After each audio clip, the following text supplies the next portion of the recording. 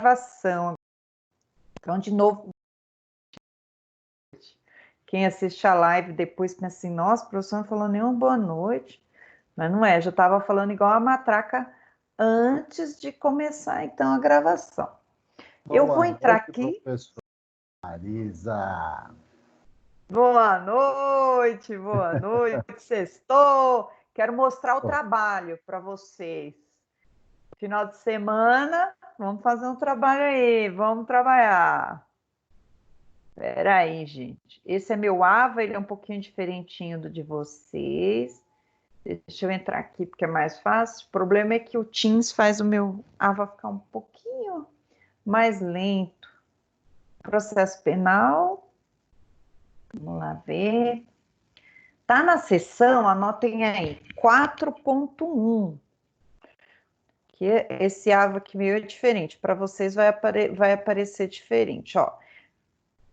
Aí tá escrito aqui, ó, atividade avaliativa de maio. Na terça, que dia que foi, gente? Quarta-feira, a gente fez uma audiência lá em Itapecerica, uma audiência, não, uma live em Itapecerica, sobre as audiências em tempos de pandemia, quais são as resoluções que estão, como que elas estão funcionando. E aí, alguns alunos que não tiveram aula nesse dia puderam participar, e outros não puderam, né? Ficaram até chateados, queriam participar, porém, né, tendo aula, tem que dar preferência para a aula de vocês. Mas eu coloquei para vocês aqui o link, né? Algumas alunas me pediram, eu coloquei o link aqui, está à disposição. Então, cliquem lá na seção 4.1, já deixei disponibilizada, não esqueço de vocês, tá aqui. O trabalho tá aqui, deixa eu mostrar como que faz aqui para nós. Cliquei então na atividade de maio, vai aparecer aqui, gente, um sisteminha que é um pouquinho diferentinho, olha só, vou mostrar para vocês, ó. Perguntinha fácil e eu vou responder essa pergunta, a maioria dela, na aula de hoje. Nós estamos tratando disso já faz 3 semanas, ninguém mais aguenta falar de ação penal. E eu estou dizendo para vocês o seguinte aqui. Acerca da ação penal, defina o instituto. O que é ação penal? Define para mim. Aponte os legitimados para ação. Nós temos 2 legitimados diferentes. Os princípios norteadores e as espécies. Pronto, fácil, simples, né? Tem isso na apostila. Não serão avaliados trabalhos recortados e colados na internet. Óbvio que não, né? Máximo de 30 linhas. Deixa eu colocar aqui. Desculpa, gente. O professor Marisa, é aquele que eu fiz, não é esse? Que eu mandei para a senhora? Não, jovem, que eu não olhei ainda, eu só vou olhar depois do prazo, quando encerrar, tá, o seu Joelzinho? Então, como que vocês vão fazer esse trabalho? Como? É para recortar e colar da internet? Não, gente. Vamos pesquisar o tema ação penal. Vamos fazer de conta que a gente fosse fazer um artigo pequenininho ou uma pesquisa científica mesmo, já que vocês já estão com o TCC de vocês batendo na porta. Nossa Senhora, peraí, gente. Como que eu faço, então? Eu assisto a aula, ou eu pego um livro. Ah, não tenho livro. Vai lá na biblioteca virtual, você tem a biblioteca virtual imensa à sua disposição. Vai lá, pega um livro de processo penal que fale sobre ação penal. Aí você vai entender esse tema e depois que esse tema estiver absorvido dentro do seu coração, escreva sobre ele. Aponte para mim qual que é o que é uma ação penal, quais são os requisitos, quais são os princípios, máximo de 30 linhas. Lembrem-se do poder de síntese. O poder de síntese é o que diferencia o advogado mediano do advogado bom. Bom é aquele que consegue falar com o uso de menos palavras possíveis. Não é mais legal encheção de linguiça no judiciário, né?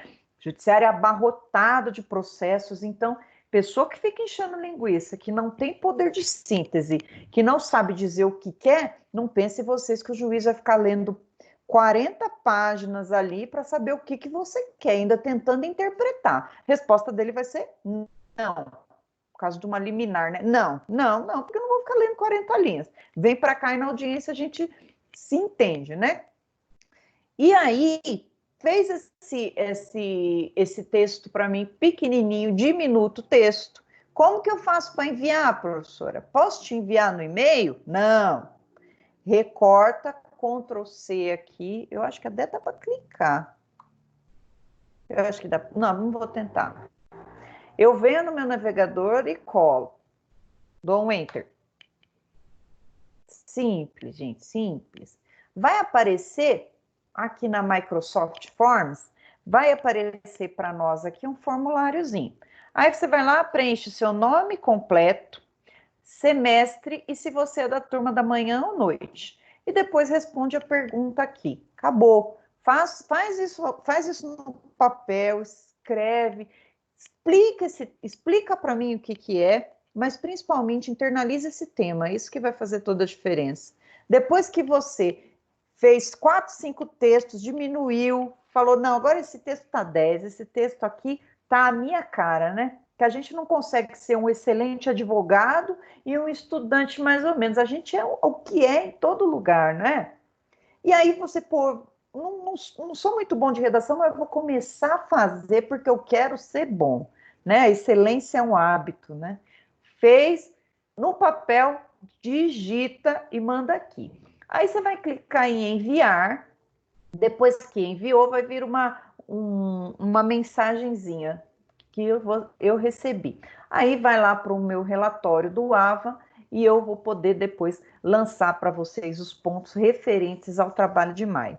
Simples, não tem complicação, tá? A única complicação que pode acontecer para nós aqui, pessoal, é esse formuláriozinho do Forms não abrir. Se acontecer isso, conversem com a representante ou venham falar comigo, digam que não conseguiu, aí eu dou uma olhadinha. Mas geralmente não funciona por causa do navegador, alguma coisa assim. Porque se abriu aqui, vai abrir para vocês. Mas a gente não consegue confiar 100% em nada, né? Se não funcionar, vocês me avisem e aí a gente resolve, porque conosco não tem enrosco. Qual que é o prazo máximo estourando? 22 de maio, sexta-feira que vem. Então, esse trabalho que era para ser feito hoje em sala de aula, nós vamos fazer até sexta que vem. Então, prazinho aí sossegado de uma semana para vocês entregarem. Quem já viu e já entregou, ótimo, não tem problema nenhum. Quem não entregou, faça que o nosso prazo aí já está correndo. Alguma dúvida, pessoal? É isso para fazer. Aí me perguntaram também, professora, é para... E o outro trabalho que já foi, né? Aquele lá, águas passadas, vamos desse em diante. Inclusive, na aula passada, nós corrigimos aquele trabalho aqui, nós corrigimos as questões no trabalho. Feito isso, vamos para a aula de hoje. Deixa antes eu olhar aqui para vocês, ver se está tudo bem, se vocês estão bem. Hoje não tem nenhuma live aí impedindo minha aula, né? Tem dia que tem live e vocês ficam empolvorosa aí querendo ver live de sertanejo. Eu vou trazer minha viola qualquer dia para tocar para vocês aqui. Eu não tenho um chapéu do Chaves igual o Renato, mas eu vou arrumar um chapéu de peão de boiadeira aqui para a gente fazer uma aula bem legal, bem interessante. Mas hoje não preparei nada de interessante, só o processo penal, que já é super legal, super gostoso de ver, super interessante, né? Vamos então para a nossa aula. Vou pedir uma grande gentileza para vocês. Eu vou ler aqui o código, né? E se por eu estiver falando e não tiver condizente com o que está escrito aqui, né?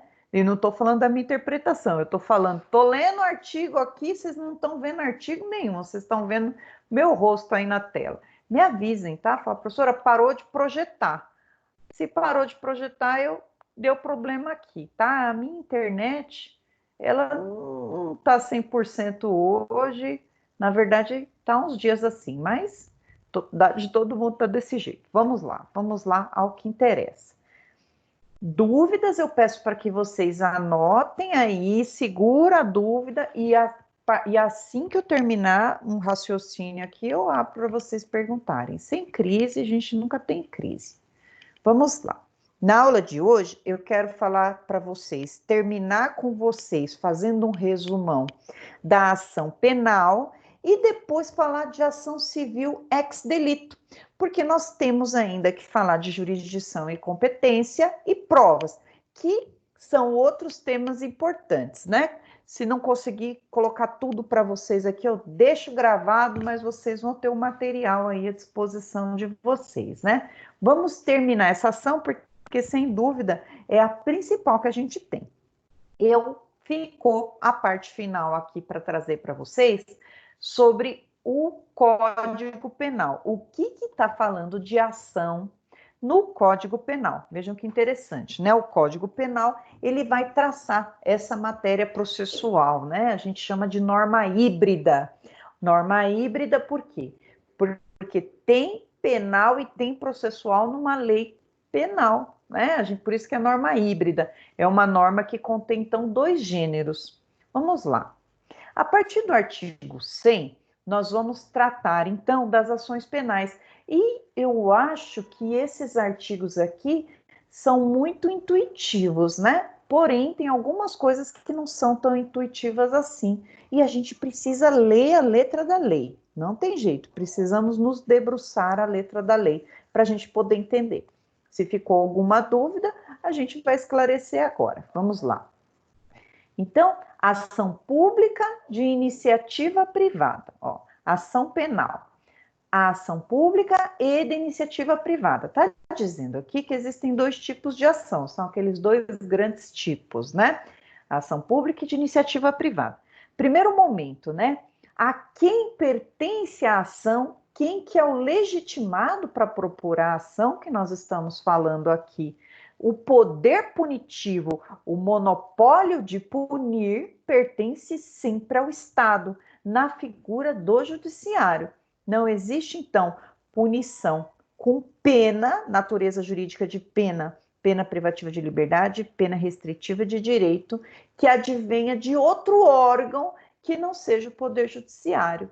Para isso, nós temos a ação penal, que vai ser o veículo capaz de movimentar o judiciário e tirar ele da inércia. Nós vamos estudar na próxima aula jurisdição e competência e vamos ver que o judiciário fica parado lá esperando esse movimento. E esse movimento inicial é pela ação penal. Vamos lá então. Artigo 100. A ação penal é pública, salvo quando a lei expressamente a declara privativa do ofendido. Olha só, ele está dizendo aqui, de uma forma bem simples, que a ação penal pública é a regra do nosso sistema. Tudo que você lê aqui, intérprete, é o que o código está dizendo. A ação penal sempre vai ser pública, salvo se, ou aqui a exceção, salvo se a lei expressamente declara a privativa do ofendido. Então, não existe ação penal privada sem o legislador dizer que essa ação é privada. E o legislador, olha que interessante, qualquer momento que ele quiser, ele pode trocar a iniciativa da ação, ele pode, tanto que é até o projeto do novo Código Penal, que o crime de furto caia lá para uma ação, na verdade, não privada, mas passível de representação. Então, ela é pública condicionada, que já tem uma carinha assim de alguma movimentação do ofendido. Se amanhã quiser o legislador que a ação de furto seja privada, queixa-crime, opa, troca ali no código. Então, a lei expressamente precisa dizer. Caso contrário, caso não diga, a ação penal vai ser pública. Quem que é o titular da ação penal pública? Ministério Público, órgão do Ministério Público. Quem que é titular da ação penal privada? A vítima. Na falta da vítima, o CAD, cônjuge, ascendente, descendente e o irmão. Esses aqui, então, são os legitimados, aqueles que podem movimentar o judiciário. Lembrando, muito importante a gente lembrar isso, que a vítima sozinha, ela não pode movimentar o judiciário, ela necessita do advogado. O advogado, então, com poderes especiais, advindos lá da procuração, ele vai então fazer a tal da queixa-crime, que é o veículo da ação penal privada. Enquanto da ação penal pública, o veículo é a denúncia. Maravilha, não falei nada novo até agora. Parágrafo 1º. A ação penal pública é promovida pelo Ministério Público, dependendo, quando a lei o exige, de representação do ofendido ou de requisição do ministro da Justiça. Aqui, nas espécies de ação penal, olha lá, eu quero isso no nosso trabalho. Eu tenho ação penal pública e ação penal privada. Aqui ela está tratando a ação penal pública, quem promove é o MP. E quando a lei exige, vai precisar de uma representação ou de uma requisição. Falamos, né, que nós temos representação da vítima ou requisição do ministro da Justiça. Professora, sua gravação. O presidente da República, chefe de Estado, aí, ministro, desculpa, alguém está me avisando alguma coisa, o que aconteceu? Minha voz está igual um robozinho, o que aconteceu? Robozinho. Ixi, calma aí, deixa eu dar uma olhada aqui, como que tá a minha internet? Mas tá assim, mansa, igual a do Francisco, gente. Se tiver, tá errado aqui, porque eu falo... Vocês até tem que falar assim, professora, falando mais devagar. Espera aí. Melhorou? Tá melhor. Pra mim tá melhor. Bom, você também pode falar, né? Que isso, jovem. Ô, jovem, eu tô aqui apavorada que você disse que não tá funcionando. Vamos lá, gente, ó. Lá. Vejam, se minha voz estiver igual um robozinho, continuar, ficar falhando, aí eu vou ter que reiniciar o modem. Muita calma. Vixe, Olha só, até a tá? internet voltar. Vai levantar a mãozinha, agora tem a mãozinha ali, se liga. Levanta a mãozinha aí, levanta a Não mãozinha. quero que se empreenda. Tá vendo, gente? Eu fico implorando para vocês falarem comigo aqui. O Teams criou um negócio para levantar a mãozinha. Essa mãozinha amarela aí, gente. Ó, então aqui, gente. Professora, tá parecendo robô de novo. Ah! Tô vendo o que vocês querem. Vocês querem é cestar, mas não. Muita calma, gente. Por favor. Deixa eu aí falar com vocês. Professora, deixar vocês. Falha, hein? O áudio da senhora, aqui para mim, não está falhando aqui. Tá cortando. Está cortando, sendo picado. Ah, tá cortando mesmo. Está com QRV. Tá com QRU. Não, QRV, professor. QRU é ladrão. QRU é problema. Não é, gente? Olha lá, tem até a mãozinha. Segurança. Mentira. Então, deixa eu tentar. Peraí, jovens. Vocês têm que ter um pouco de calma aí. Vocês estão. Baixa essa mão aí, jovem. Peraí, jovens. Deixa eu trocar aqui. Deixa eu colocar na internet do.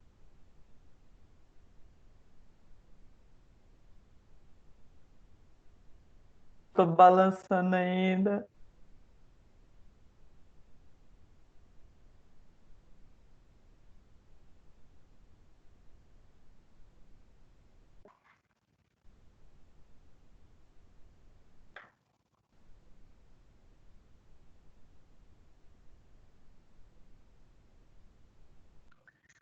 Estão me ouvindo? Ferrou?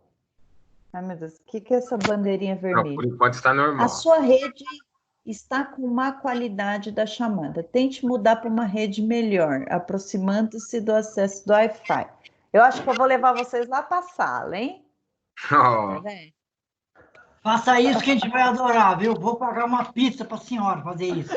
Eita, que legal! Paga uma pizza. Peraí, então. É cerveja, né? Vamos lá. Cerveja não Pois é. pode, não, nós estamos na faculdade.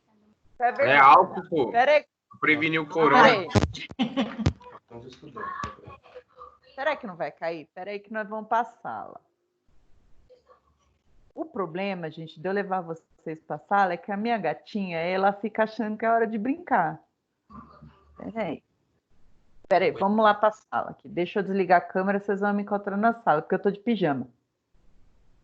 Aí sim, hein? Você é louco, rapaz? Nossa, Joel, que Não, isso, diga Joel? o conforto da senhora, hein? O seu já tá à Respeita a disposição. mina, respeita a É o vida. conforto da senhora. Não vai me processar, Gente. pelo amor de Deus. Pessoa. Peraí.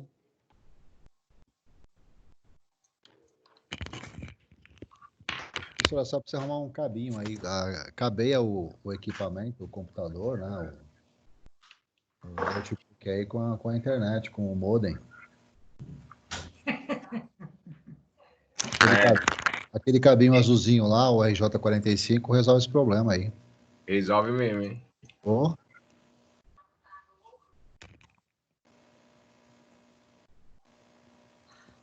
E o professor Renato arrumou o cooler, né? Do computador dele. parou o Meu Deus. barulho. Parecia uma peara ali do lado. Parecia mesmo. E quando esquentava, aumentava, vixe, parecia que ficava aumentando a aceleração, diminuindo, aumentando, diminuindo.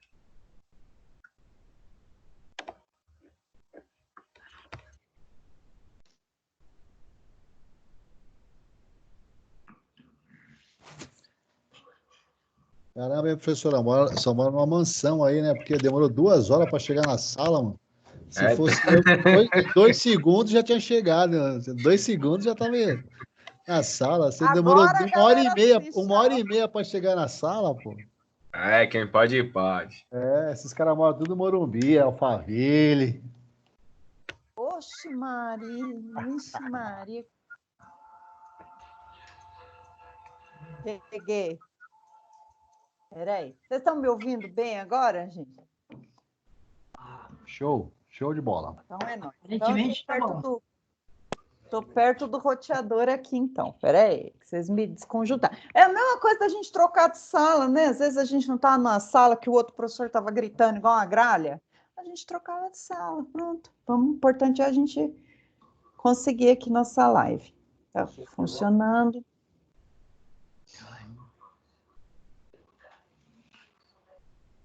Vamos lá. Até a imagem da senhora, fotogênica, até uma beleza. Você já está criando um motivo, né, gente? Nossa, estou falando sério, ficou perfeito mesmo. Está perfeita a imagem. Deixa aí, mãe. Ah, gente, não tem como estragar, né? Não vi, deixa eu ver de novo. Estava aberto. Então, acho que é a conexão. Então, eu vou ficar definitivo aqui na sala. Vou ativar o mudo de vocês para eu poder voltar, então. Professora, você não escuta. Desculpa, não ouvi. Cabeia a sua internet e fica melhor. O Wi-Fi, ele tem uma perca muito grande. É bom o Wi-Fi, mas quando você cabeia, aquele cabozinho RJ45, fica show de bola. Então, você sabe que até tinha cabo aqui, eu achei que não prestava para nada, aí eu cortei. É sério, tinha um cabo tudo enrolado. Eu falei, o que é isso aqui? Tá, cortei. Já era. Então, Vamos agora lá. já era, tem que mandar cabear de novo. Vamos lá. Ia ser melhor mesmo, né? Vocês estão enxergando o código, o código penal? Vocês estão vendo, né? Então, eu vou ativar o mudinho de vocês. Então, vamos ficar todo mundo aqui mudinho para eu falar aqui, depois eu ativo eu desativo e a gente pergunta, tá? Vamos lá. Sem zoeira. Ixi, esqueci a água. Vamos lá, vamos embora.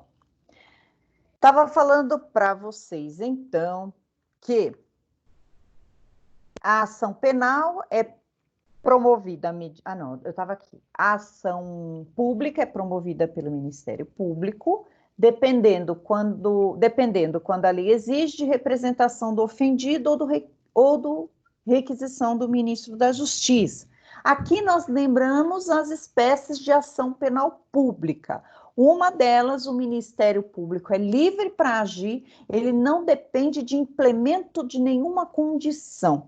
Ele, se quiser entrar com a ação, ele entra, não precisa de vítima representando, né? E aí, além da representação da vítima, eu tenho requisição do ministro da Justiça. Para alguns crimes, eu preciso de requisição. E essa requisição é uma ordem. O ministro da Justiça ordena o Ministério Público lá, manda, né, o Ministério Público a promover a ação penal. Na requisição, requisição e representação. Na representação, olha a diferença, é só uma autorização da vítima.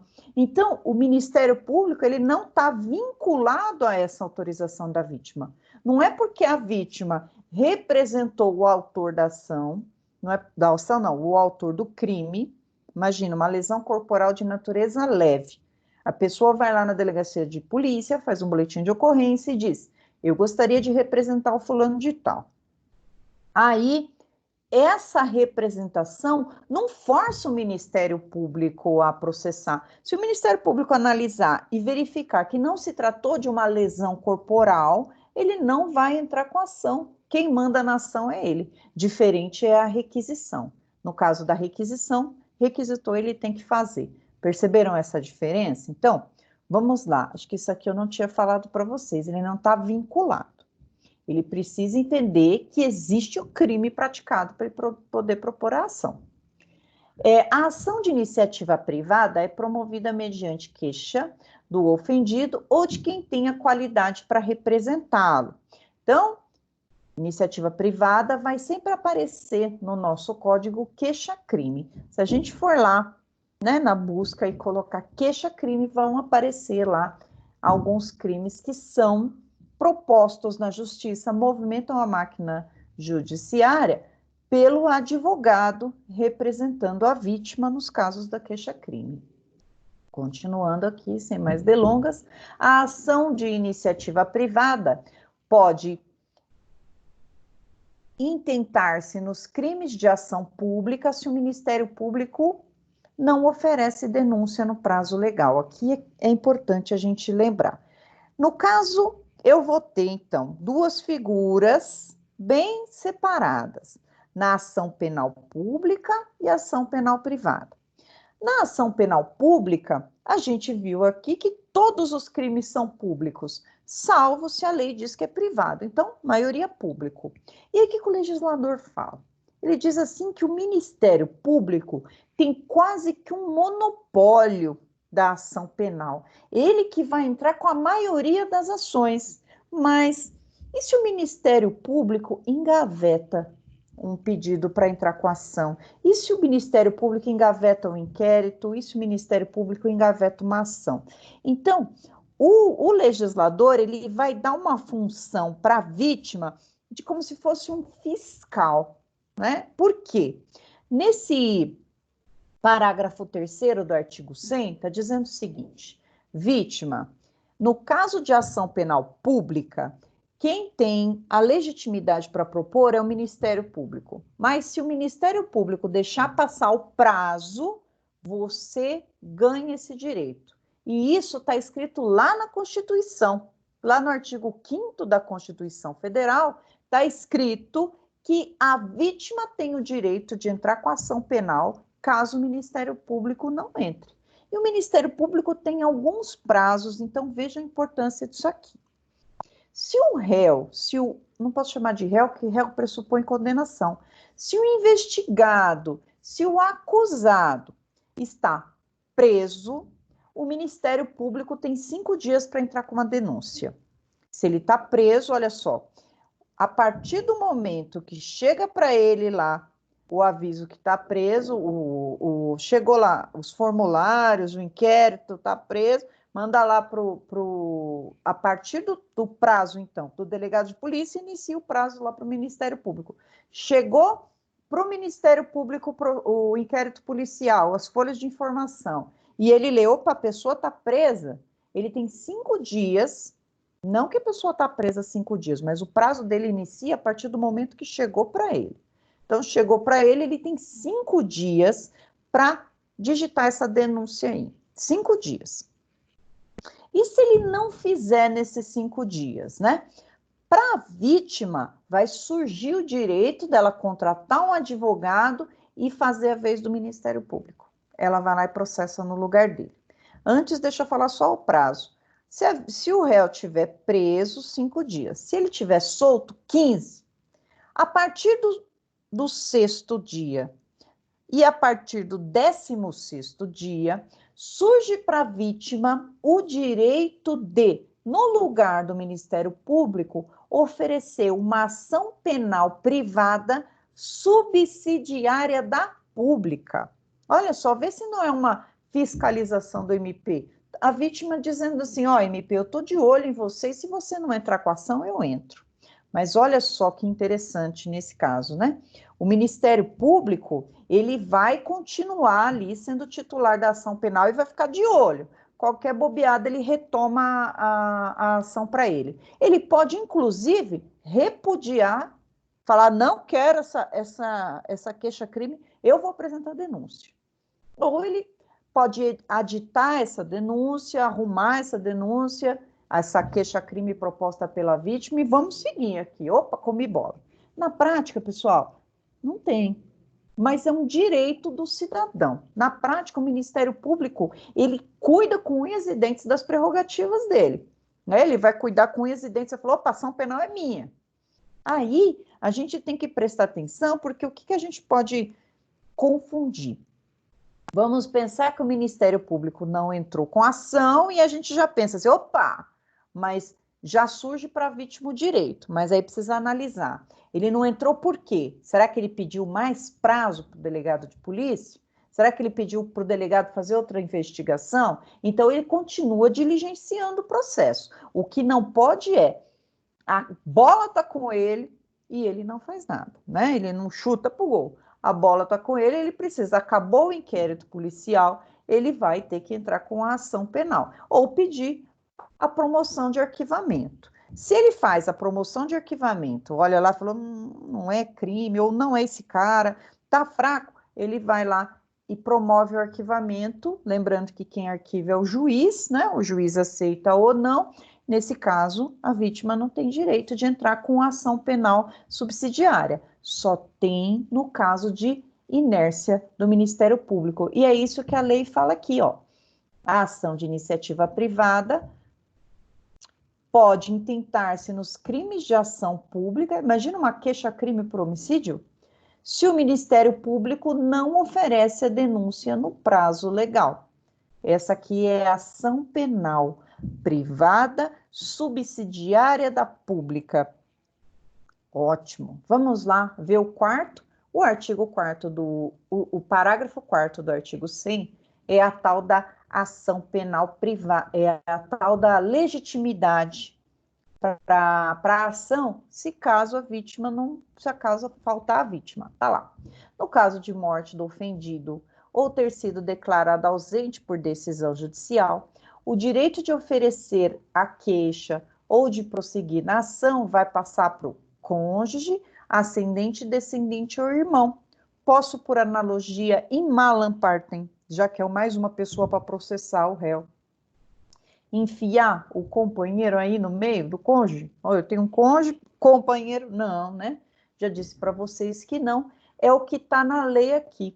Se não tiver cônjuge, se não tiver companheiro, se não tiver cônjuge, desculpa, se não tiver ascendente, descendente ou irmão, o companheiro não está legitimado aqui. Eu não posso interpretar uma norma penal contra o réu, porque isso é analogia in malam partem. Eu vou piorar a vida da pessoa, tem mais uma pessoa para processar ela, então para o réu isso é ruim. Ponto pacífico. Vamos aqui, esse aqui não tem nada a ver com o nosso, e retratabilidade da representação. Nós tratamos disso, vamos só recapitular aqui rapidinho, olha só. É um artiguinho tão safadinho que a gente tem que interpretar ele ao contrário. Então, ele vai dizer assim: a representação será irretratável depois de oferecida a denúncia. Aí vem aquela pergunta: posso voltar atrás na representação? Que é a retratação, né? Retratação é desdizer o que você disse. Posso voltar atrás? E a resposta é sim, né? A retratação será irretratável depois de oferecida a denúncia. Então, isso significa que antes de oferecer a denúncia, antes do Ministério Público oferecer a denúncia, eu consigo retratar. Quanto consigo retratar? Várias vezes, né? Eu posso ir lá na delegacia e voltar, e retratar e desretratar. Enquanto tiver dentro do período do prazo decadencial de 6 meses, a partir do conhecimento da autoria do fato, eu posso retratar aqui várias vezes. Então, até o oferecimento da denúncia é cabível a retratação. Depois disso, não cabe mais. O processo vai seguir e acabou ali o poder da vítima sobre a ação. Depois, decadência do direito de queixa de representação. Decadência, vamos lá. Salvo disposição expressa em contrário, ou seja, a lei pode colocar um prazo menor, o ofendido decai do direito de queixa ou de representação se não oferece no prazo de 6 meses, contado do dia em que veio a saber quem é o autor do crime, ou, no caso do parágrafo 3º do artigo 100, no dia que esgota o prazo do oferecimento da denúncia. Esse prazo de movimentação da justiça de decidir, eu vítima, se eu represento, se eu ofereço a queixa-crime, ou se eu, verificando que o Ministério Público não agiu, entro com a subsidiária da pública, eu tenho um prazo de 6 meses, esse prazo é decadencial. Então, sempre que tiver a figura da vítima agindo, vamos pensar que ela tem um tempo para fazer isso. Não pode deixar a vítima aí fazendo o que ela quiser o resto da vida, vai dizer 6 meses. 6 meses a contar do conhecimento da autoria. Isso era uma coisa que na época que eu era estudante de faculdade, né? Agora eu estudo também, mas não estou mais aluna. Eu não conseguia entender de jeito nenhum. Eu ficava, mas como que 6 meses a saber, né, quem que é o autor do crime, né? Muitas vezes a gente não sabe quem que é o autor do crime na data do fato, né? Pode acontecer de saber depois, injúria na internet, né? Você vai lá e descobre que fizeram um perfil fake lá, colocaram a camisa do Corinthians e fizeram um perfil fake. Você só vai descobrir quem fez depois de um tempo, depois de 4, 5 meses, e a partir desse dia que nasce o direito de queixa. Então, 6 meses a contar do conhecimento da autoria. Esse aqui é um detalhezinho que a OAB sempre pergunta, né? Porque a gente vai lembrar dos 6 meses, 6 meses, 6 meses, mas é 6 meses do conhecimento da autoria, e não 6 meses da data do fato, na data do crime. Maravilha. Então, para representar, para propor a ação penal pública, ação penal privada subsidiária da pública, esse nome é um trava-línguas, ou para queixa-crime, 6 meses da autoria do fato. E aí tem uma pergunta que derruba todo mundo aqui. Para derrubar todo mundo, eu vou fazer essa pergunta na prova. Eu disse para vocês que o início da possibilidade de entrar com uma ação privada subsidiária da pública, já que o Ministério Público não propôs a ação, se inicia no primeiro dia subsequente ao final do prazo dele. Terminou o prazo dele de 5 dias, no 6º dia nasce o direito da vítima. E esse direito da vítima vai percorrer um prazo de 6 meses. Pois bem, vamos pensar no caso de um homicídio. Ministério Público, mais esdrúxulo possível, né? O Ministério Público recebeu os autos do inquérito policial, réu preso, e ele não faz nada. O advogado do réu vai lá e impetra um habeas corpus, excesso de prazo. Tinha 5 dias, o Ministério Público não fez nada. E a vítima fica putaça, né? Imagina que é uma tentativa de homicídio, senão a vítima não estaria mais aqui, né? Ou o CAD, né? E aí, tentativa de homicídio, fala, olha, o cara já está na rua, me alvejou com vários tiros, sobrevivi e ele está aí por aí perambulando. Aí essa vítima vai atrás de um advogado para que ele então faça a ação subsidiária. E o advogado vai lá, cobra o preço dele, que a gente daqui a pouco pode ir lá constar na OAB quanto que custaria uma ação dessa. E aí a vítima fala, poxa, não tem condições, tá? É muito caro, eu não consigo movimentar a justiça, é caro, deixa para lá. E aí, passou o prazo de 6 meses da vítima, ele tentou ter recursos nesses 6 meses, não conseguiu. O que será que vai acontecer? Vamos pensar que passaram-se os 6 meses. Será que esse direito decai?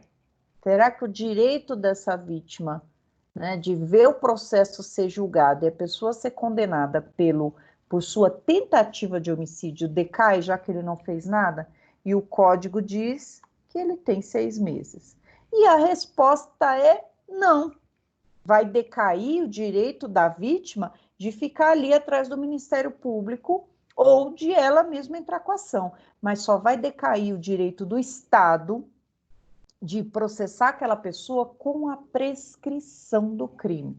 O prescrição do crime, né, que no caso de homicídio, e o Ministério Público não entrou com a denúncia, prescreve em 20 anos. Então, o Estado tem 20 anos, a resposta é essa, né, numa questão aberta de prova, falando exatamente desse tema, da ação penal subsidiária e o poder do Estado. Então, durante esses 20 anos, a hora que o Ministério Público, acordar, né, vamos pensar que o processo está ali prontinho, era só oferecer a denúncia, ele tem 20 anos para fazer isso. É claro que uma justiça que demora não é justa, mas não decai o direito do Ministério Público. O que vai cair aqui é o direito da vítima. Maravilha, vamos continuar. Quem não entendeu, anota aí que a gente vai falar isso já. Renúncia expressa ou tácita e perdão do ofendido. Nós falamos alguma coisa disso quando a gente estava falando da disponibilidade da ação penal privada. Quando eu falo que a ação penal privada ela é disponível, significa dizer que a vítima ela pode simplesmente nem querer entrar com a ação ou entrando pode desistir no meio do caminho. Dizer assim, deixa para lá, o caldo está saindo mais caro que o peixe, não quero processar.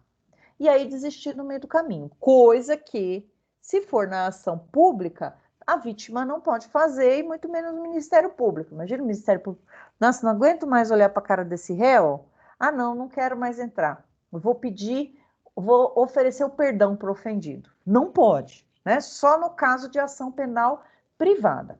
Então, quando ele fala aqui, renúncia no direito de queixa, está querendo falar, só serve para ação penal pública, para ação penal privada. Vamos lá. Artigo 104. O que é, então, essa renúncia? O direito de queixa não pode ser exercido quando o renunciado expressa ou tacitamente. Parágrafo único. Importa a renúncia tácita ao direito de queixa a prática incompatível com a vontade de exercê-lo. Não implica, todavia, o fato de receber o ofendido a indenização do dano pelo crime. Olha só que legal, que interessante que ele está falando aqui. Quando eu digo renúncia, o processo nem iniciou ainda. Ainda não teve queixa-crime. Então, essa pessoa talvez nem procurou o advogado, ou se procurou o advogado para propor a queixa-crime, ele não entrou ainda. Então, se a pessoa desiste, fala assim, deixa para lá. Geralmente são crimes contra a honra, né? A privada aqui, crime de alteração de tapumes, só crimezinho assim. A vítima fala assim, não, deixa para lá, vai ser muito desgastante, um processo realmente desgastante, então eu não quero mais. Quando ele, então, desiste sem ter movimentado a máquina judiciária, a gente vai chamar de renúncia. Essa renúncia, ela pode ser expressa ou tácita. Expressa, vamos pensar num crime contra a honra, né? Lá na internet, foi lá no perfil, começou a falar um monte e tal. E aí, os dois brigaram, vou te processar, tal, tal. Daqui uns dias já estavam novamente reconciliados nesse caso, né? E aí, fala assim, olha, não vou fazer nada contra você, deixa para lá. Aí o ofensor fala, então faz por escrito? Faço.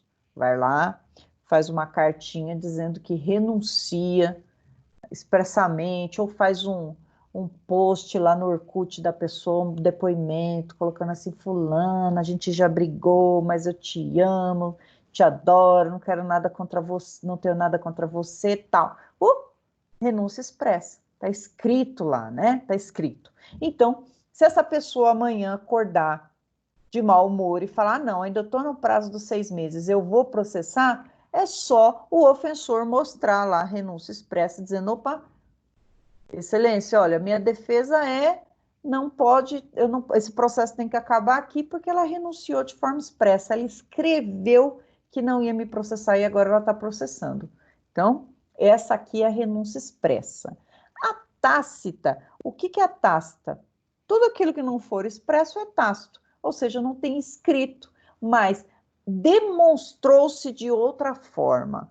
Você brigou com a pessoa, aí surgiu o direito da pessoa de entrar com crime, com uma queixa-crime por crime contra a honra. Quanto crime?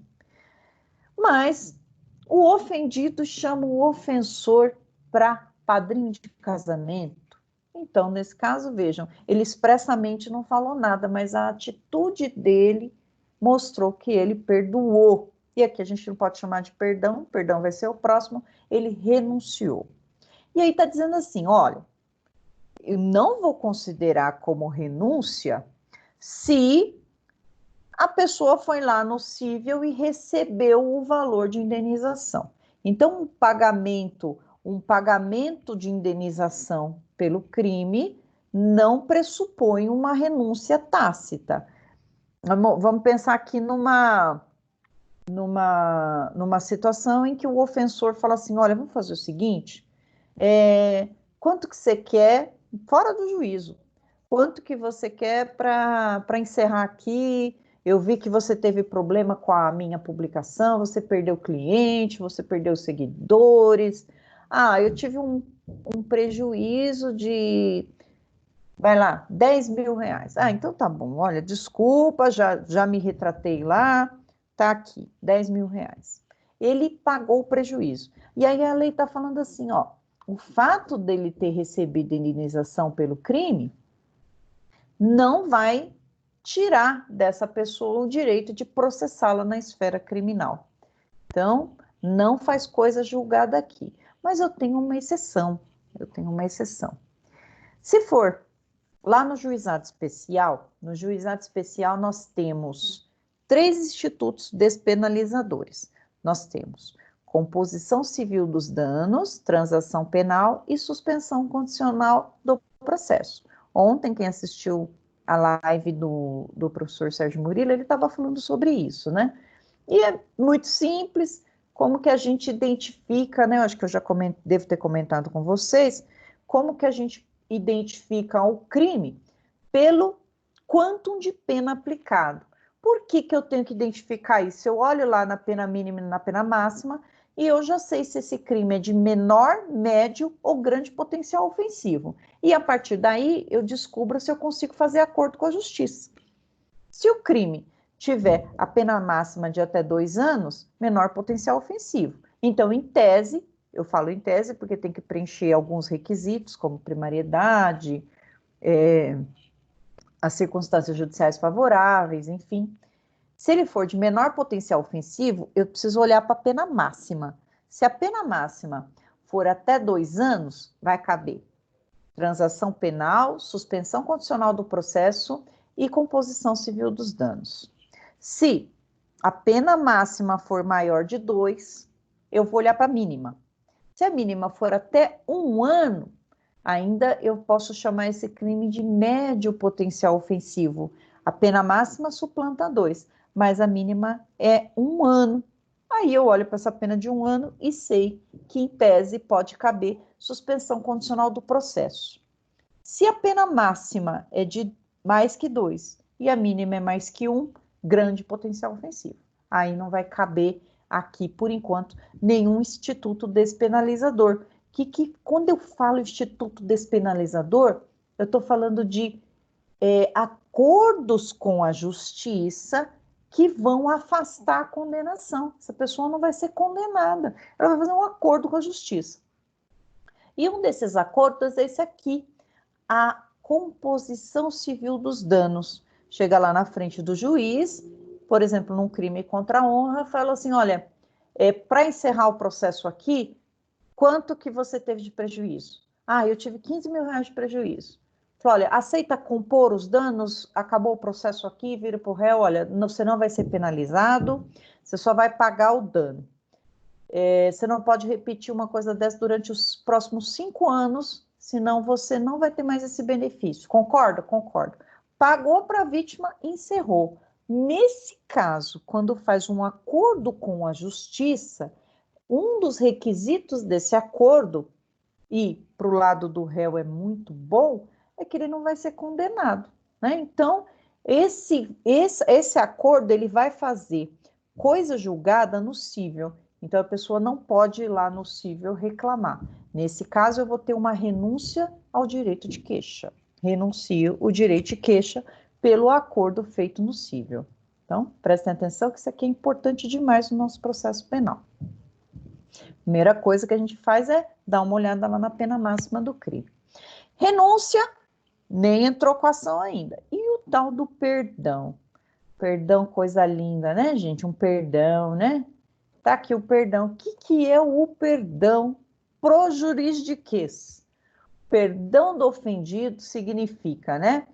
Ó, nos crimes que somente se procede mediante queixa, obsta, paralisa, impede o prosseguimento da ação, o perdão.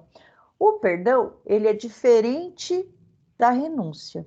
O perdão já pressupõe uma ação penal em curso. Eu já tenho uma ação penal em curso, né? Então, a vítima tá, na verdade, ele não perdoa, né? Na verdade, ele não quer mais saber do processo. E o instituto para isso é o perdão.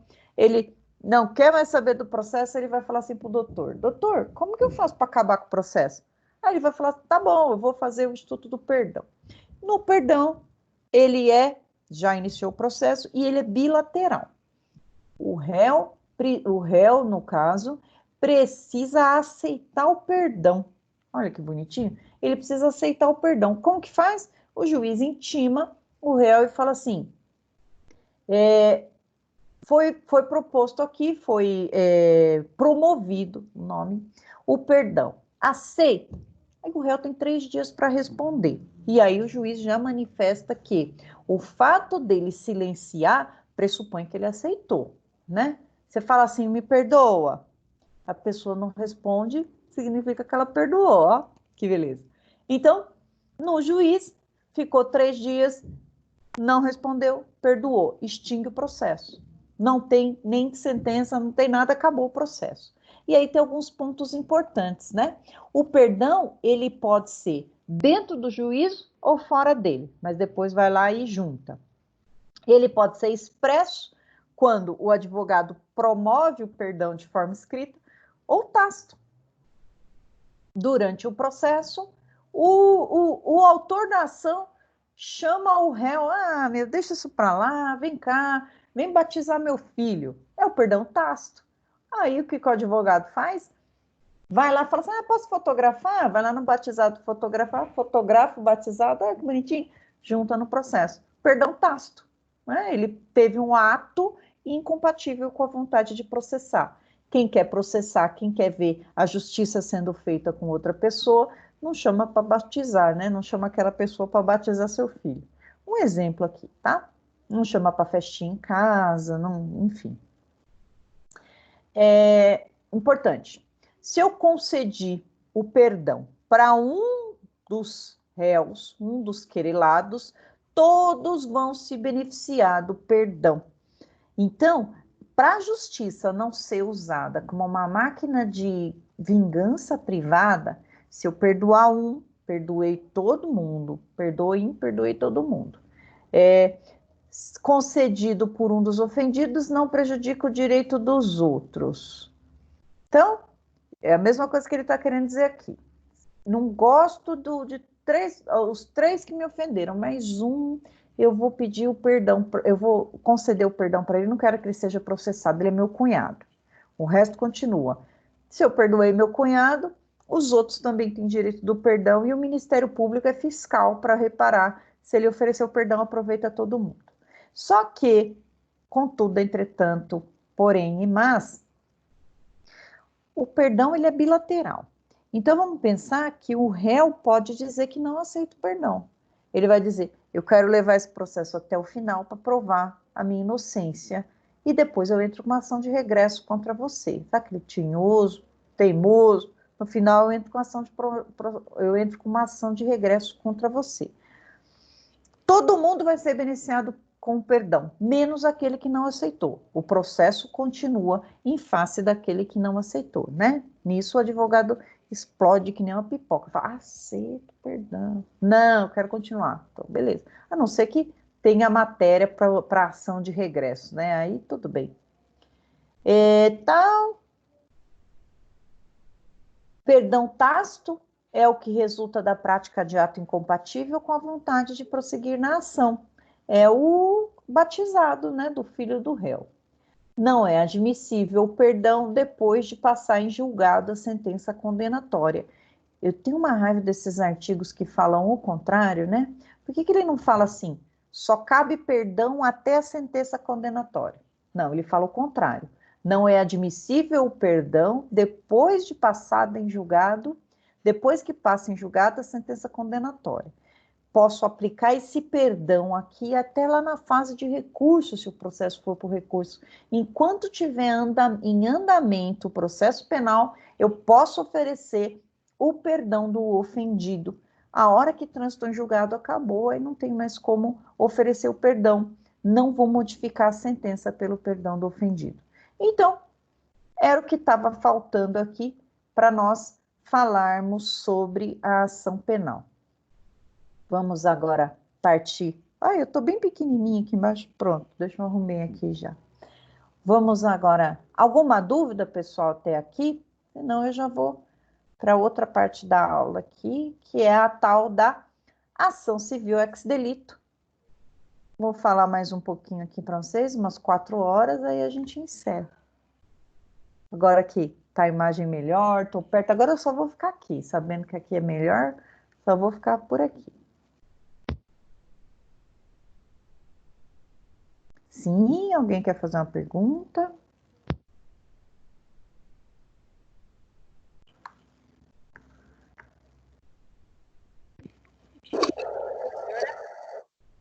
Oi, pode falar. Quando o Ministério Público perde o prazo e a vítima, naqueles 6 meses, ingressa com ação subsidiária da pública, o Ministério Público continua sendo titular da ação? Ele fica aí como fiscal da lei, Gislene. Ele vai continuar na ação como fiscal da lei e ele vai poder repudiar, ele vai ler a denúncia com vergonha, né, com aquela queixa-crime com vergonha, porque era para ele ter feito. Ele pode repudiar ela, dizer, não, tá muito ruim, eu vou entrar com uma nova, aditar, ou ele fala, não, tudo bem, a sua queixa-crime tá ok, eu vou continuar aqui do seu lado. O primeiro prazo que a vítima perde, o Ministério Público retoma para ele a ação e afasta. Ele continua sendo titular, porém ele vai ficar ali do lado como fiscal da lei. Na prática, isso aqui não acontece. Na prática, isso não acontece, é só uma fiscalização. Mas é possível acontecer, né?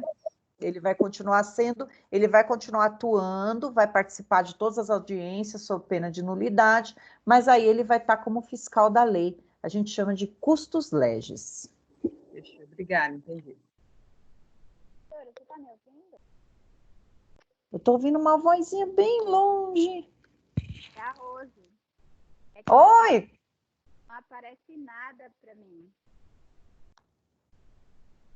O que não aparece? Só aparece só o seu símbolo, MR, só, mais nada. Você não está vendo a tela sendo projetada aí com a... Não. Peraí.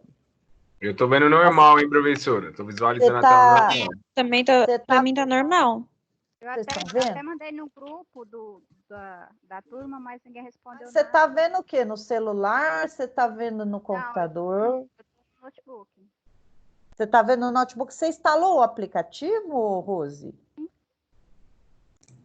Tava normal, até aquela hora que você desligou, sabe?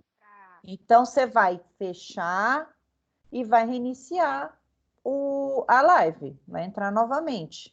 Porque deve ter algum probleminha aí que não sei dizer o quê, mas aí você vai ter que fechar e entrar novamente. Porque se está todo mundo vendo, significa que é o seu, então, que está com problema aí.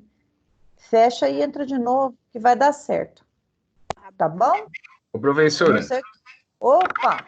só para deixar claro, se eu tô numa ação de litisconsorte e nessa ação tem 3 réus, certo? O autor dá perdão para um dos réus. Os demais réus se beneficiam também desse perdão? Sim, isso mesmo. Ah, entendi. Obrigado. Tá? No caso de processo penal, a gente chama de concurso de pessoas, tá? Não é litisconsórcio. Mas é a mesma entendi, ideia. É a mesma ideia. Entendi. Mas vamos Concurso pensar de que pessoas, né? você tá de advogado Você tá de advogado ali da vítima. E são 3 réus. Você tem que orientar a vítima. Falar, olha, você quer oferecer perdão para uma? Você vai perdoar todas, porque o perdão ele é indivisível, vai alcançar todas. Eu só quero um. Falei, então, ou um ou nenhum. Mais ou menos assim que funciona. Mais ou menos não, é assim que funciona.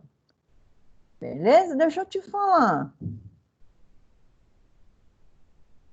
Ô, professor, deixa eu te falar que caiu minha internet aqui, eu não captei direito a informação. Jovem, aí você me quebra. Como diz o padre Marcelo, aí você me derruba, né? Foi mal, eu só escutei a né? parte. Eu voltei na parte do. Ô, professor, deixa eu te falar. Essa é clássica. Vamos então, Jean, para ação civil ex delito. Rapidinho, um tema rapidinho que vocês vão gostar, vai ser legal, vai acabar e aí a gente pode gritar que sextou. Olha lá, ação civil ex delito. Vamos lembrar aqui que nos crimes em que há vítima... Opa, deixa eu ativar o mudinho de vocês aqui. Nos crimes em que há vítima e dano a essa vítima, a sentença criminal, um dos efeitos dela vai ser a reparação do dano. Então, a gente estuda na faculdade as matérias todas separadinhas, né? Civil, penal, constitucional, mas na hora da prática, a gente vai ver como essas matérias elas se juntam, essas matérias se misturam, né? Do mesmo modo que uma conduta, uma ação ou omissão dolosa, ela pode surtir efeitos no penal, ela pode surtir efeitos lá no civil também, né? Eu dou aqui, o meu cliente, ele vai agredir a integridade física de uma pessoa, dá aqui uma porrada na pessoa, quebra o dente dessa pessoa, ela cometeu uma lesão corporal, ofendeu a integridade física ou a saúde de uma pessoa. Da mesma forma, essa pessoa ficou, banguela, né? Então, vai surgir o direito dessa pessoa de reparação do dano. Tem que reparar o dano dessa pessoa, ela tem que... O réu, ele é obrigado, além de pagar a pena pelo crime, ele vai ser obrigado a restituir à vítima a situação anterior, situação coante, restabelece a vítima a sua situação anterior. Para isso, nós chamamos de ação civil ex delito, ação civil advinda de um delito. e ela vai funcionar da seguinte forma, né? Ela pode ser intentada após o final do processo penal. Terminou o processo penal, surge, então, o direito da reparação do dano. Espera terminar o processo penal, pega a sentença penal, que ela é um título executivo judicial, e leva lá no juiz cível, executa. Ou concomitante. Para aqui você vai entrar com a queixa-crime ou com a representação, a depender do tipo de crime, e do outro lado você já entra com uma ação cível para a pessoa, né? Só que, havendo uma ação penal, o juiz penal manda o juiz cível suspender a ação. Falou, opa, suspende essa ação aí, juiz cível, até eu decidir aqui. Depois você continua com a sua ação.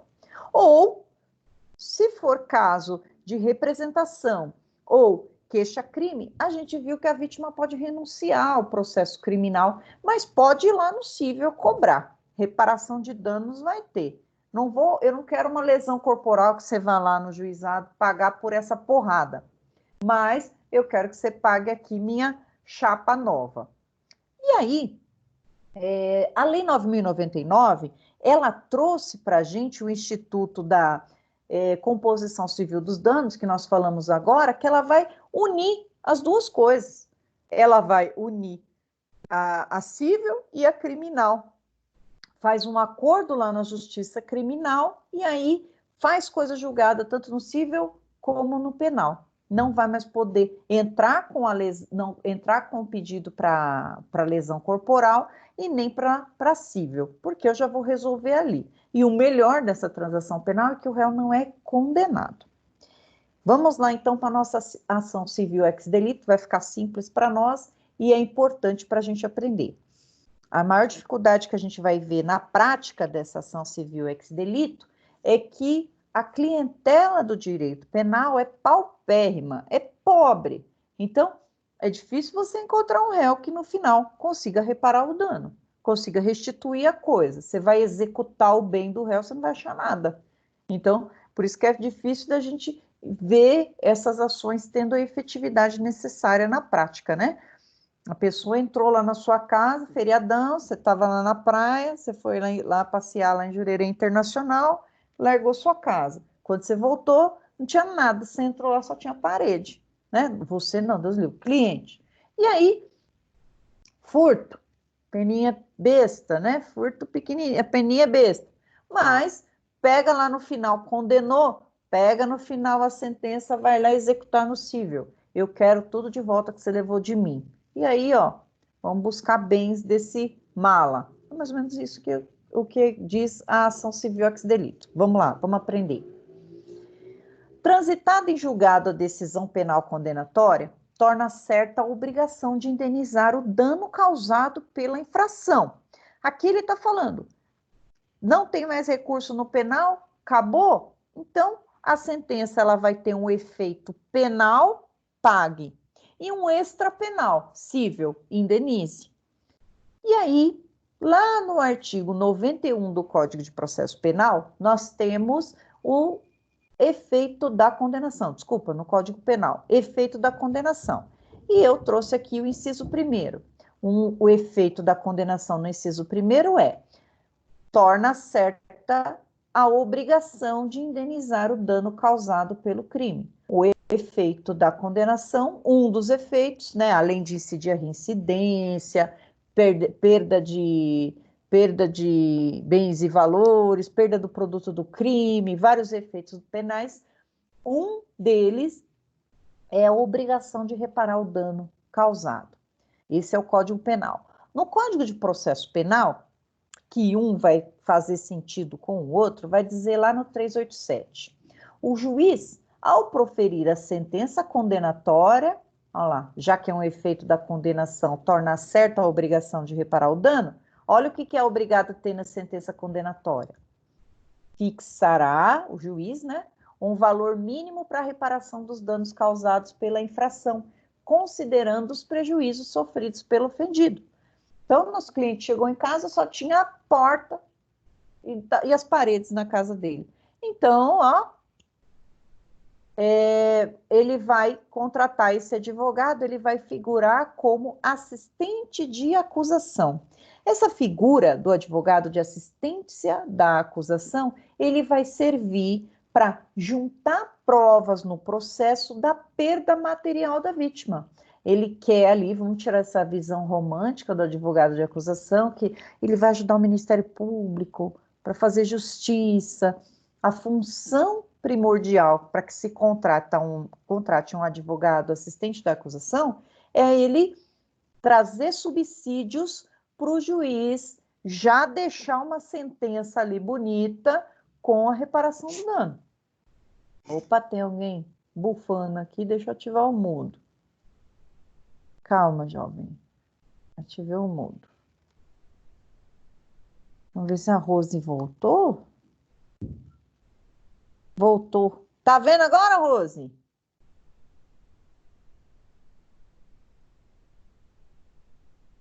Na hora que ela me achar... Tá dando pra...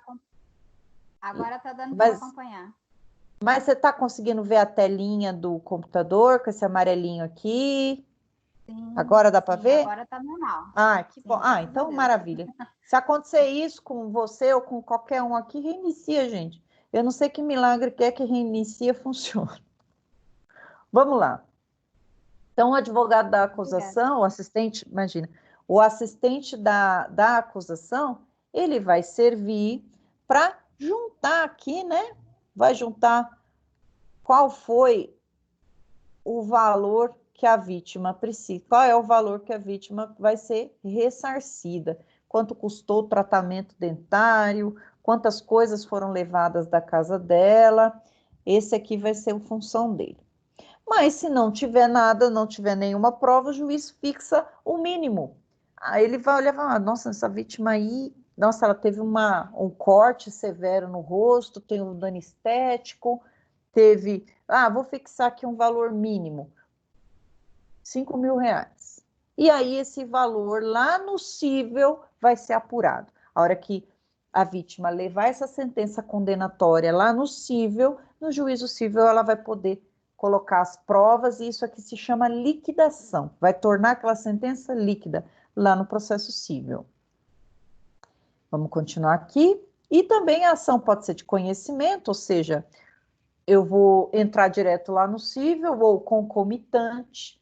Quando eu falo ação de conhecimento, significa iniciou agora e eu vou provar ao longo do processo, né? A ação civil de conhecimento pode ser proposta desde a hora do crime, independentemente de qualquer procedimento penal, né? Pode até renunciar. Contudo, se intentar a ação penal, o juiz da ação civil poderá suspender o curso até o julgamento definitivo. Quero saber se realmente ele é culpado, então você está suspenso aqui. Está suspenso o seu processo. Vamos lá. Artigo 63, está acabando, força. Transitado em julgada a sentença condenatória, poderão promover a execução no juízo cível para o efeito da reparação de dano. O ofendido, seu representante legal ou seus herdeiros. Falando aqui da ação civil ex delito. Transitada em julgada a sentença condenatória, a execução poderá ser efetuada pelo valor fixado nos termos, que é aquele valor mínimo, né, do inciso 4º, caput, do artigo 387 desse código, sem prejuízo, é aqui que eu falei para vocês, da liquidação para apuração do dano efetivamente sofrido. Quando eu falo tornar a sentença líquida, eu estou falando tornar essa sentença quantificável. A gente tem que parar, né?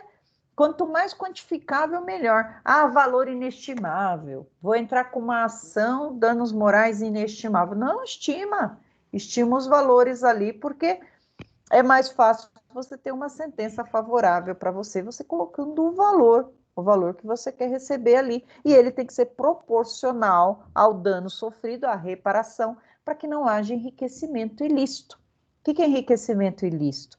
Você ficar milionário? Esse enriquecer seria você ter um dinheiro que não é seu. Esse é o enriquecimento ilícito. O enriquecimento ilícito, ele é mais ou menos assim. Você teve uma perda no valor de 100 mil reais e você vai lá na justiça e recebe 150. Não estou falando de juros, tá? Estou falando de receber os 50 a mais. Você não tinha esses 50 a mais. Esses 50 mil a mais vai ser enriquecimento ilícito. Ah, mas se for 100 reais em enriquecimento ilícito? Tudo que é dado a mais e a pessoa não merecia, a gente chama de enriquecimento ilícito. Artigo 64.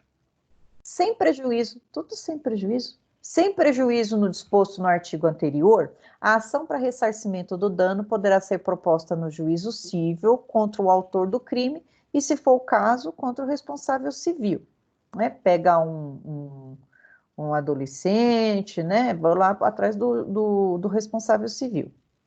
Parágrafo único. Intentada a ação penal, o juiz da ação civil poderá suspender o curso até o julgamento definitivo daquela. De novo, a mesma coisa. Faz coisa julgada no cível a sentença penal que reconhecer ter sido o ato praticado em estado de necessidade, legítima defesa, estrito cumprimento do dever legal ou exercício regular do direito. O que é isso aqui, pessoal? Isso aqui são as tais das excludentes de ilicitude. Se o réu, na ação cível, ele agiu acobertado por uma excludente de ilicitude, ele não deve nada para a vítima. Vamos pensar aqui, né? Eu já vi isso na televisão uma vez, falando uma coisa bem sensacionalista, né? E até lembrei da lei aqui. Ele disse assim que a pessoa entrou lá para roubar, e aí na hora do roubo, não, na hora do furto, foi surpreendido pelo dono eu não sei estabelecimento que era, vamos pensar uma padaria. Ele foi surpreendido pelo dono da padaria e, para não ser preso, detido, ele foi para cima para matar o dono da padaria. Só que era um menino franzino, né? O bracinho dele era isso aqui. O dono da padaria desceu uma sova de murro nele, deixou ele todo arrebentado. E aí, qual que foi a novidade na história? Diz que a família falou que ia processar o dono da padaria, porque queria reparação por danos morais e materiais e socorro médico e despesas hospitalares lá daquele furtador. E olha só o artigo 65 falando exatamente que isso é a maior idiotice que se pode falar na televisão, né? A possibilidade de você ir na justiça civil e ter êxito, que a gente fala que existe o princípio da inafastabilidade da jurisdição. Vocês estão aí estudando processo civil, sabe que se eu quiser ir lá no juiz falar que eu quero um terreno na Lua, que eu quero receber, eu quero uso capião da pracinha lá da igreja matriz, eu posso, mas eu não vou ter o direito, né? Eu posso ir lá pedir. O direito de ação, ele é garantido a todo mundo, mas o juiz dá o direito a quem tem, né? Iuris dictum, ele diz o direito. E aí, né, o que pega a gente de sobressalto é essa veiculação. Aí todo mundo começa a falar mal do direito, né? Fala assim, onde já se viu? Quer dizer, então, que o furtador vai ter direito a uma indenização e tal. E aqui está aqui para desmentir. Essa cena que eu tracei para vocês se reflete numa excludente de ilicitude do crime chamada legítima defesa. Vamos lembrar aqui, né, dos requisitos da legítima defesa. Eu preciso de uma agressão atual e iminente, injusta. Então, para cessar a agressão, né, eu falei uma sova de porrada, então eu preciso melhorar meu exemplo aqui. Ele foi para cessar a agressão, ele foi lá e pum, quebrou o menino na porrada, né? Então ele fez isso para cessar a agressão. Nesse caso aqui, pessoal, ele está cobertado por uma legítima defesa. O cara veio para cima, imagina se estivesse com uma arma, para conter a agressão, ele agiu em legítima defesa. Não tem como essa pessoa ir lá no cível querer reparação por um dano causado na legítima defesa, no estado de necessidade. Vamos pensar um outro exemplo aqui. Vamos pensar que está a gente andando na rua, eis que aparece um cachorro raivoso querendo matar a gente, né? Vem um cachorro, o cachorro escapa da corrente, a gente vê até a corrente, aquela corrente cheia de gancho, correndo atrás da gente. Primeiro pau que você tem, você puf, dá na cabeça. Isso aqui é estado de necessidade. A diferença é que eu tive uma agressão, mas foi de um animal, não foi de um ser humano. Então, eu vou chamar de estado de necessidade.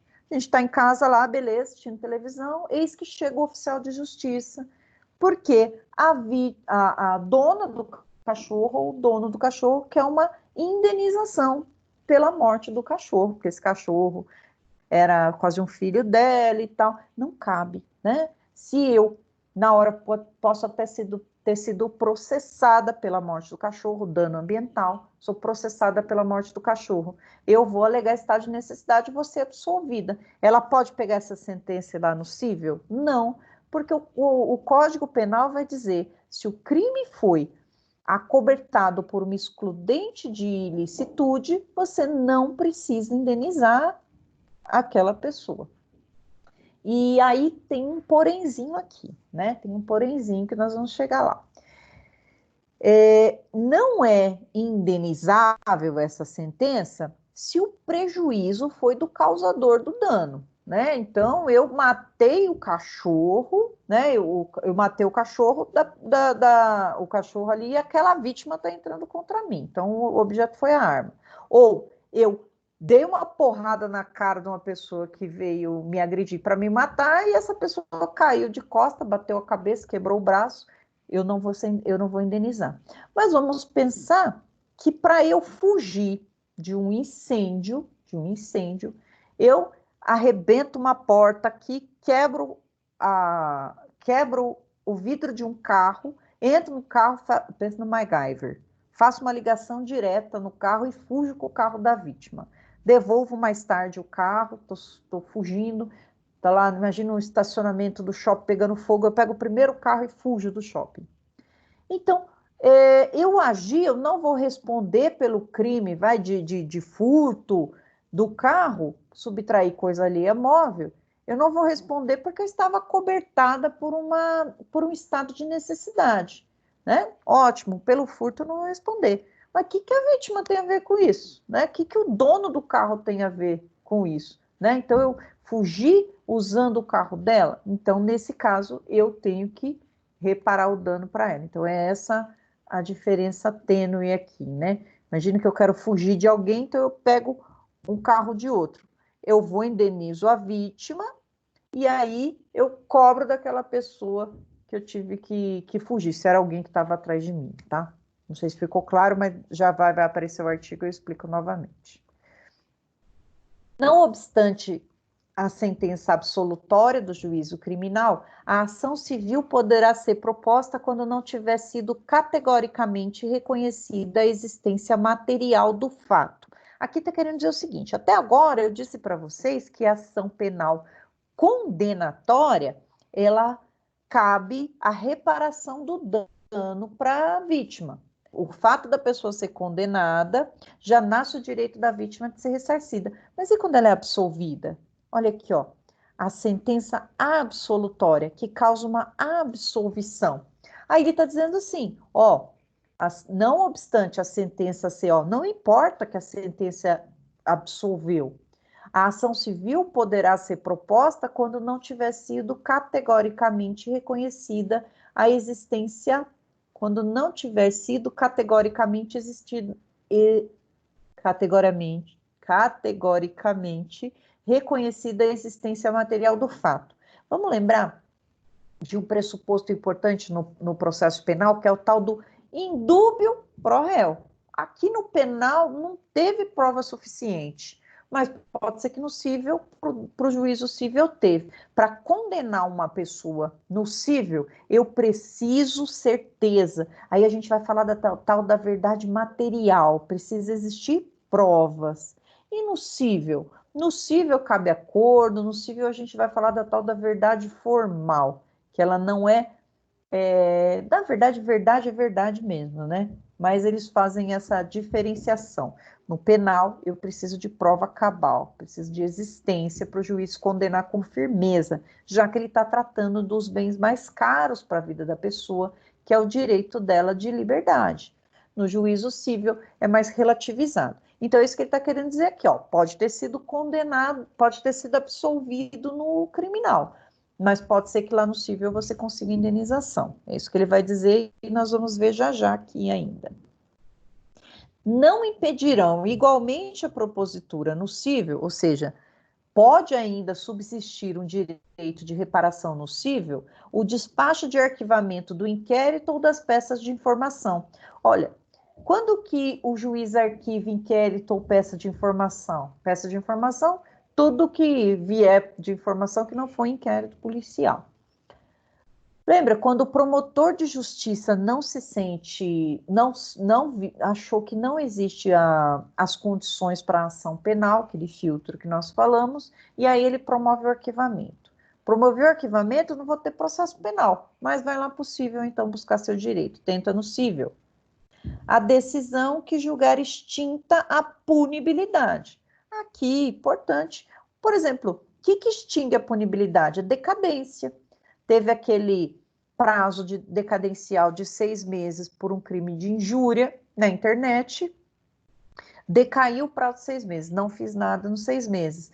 O juiz extinguiu, fui lá, propus a queixa-crime. A hora que o juiz olhou, falou, opa, o prazo de 6 meses já acabou. Extingue a punibilidade do réu, sentença foi, a ação foi improcedente aqui. Extinguiu por quê? Porque extinguiu a punibilidade. Porém, lá no civil ainda não extinguiu. A reparação de danos, a reparação de danos morais, ela tem um prazo de 3 anos lá no civil, né? Que está lá no 206 do Código Civil.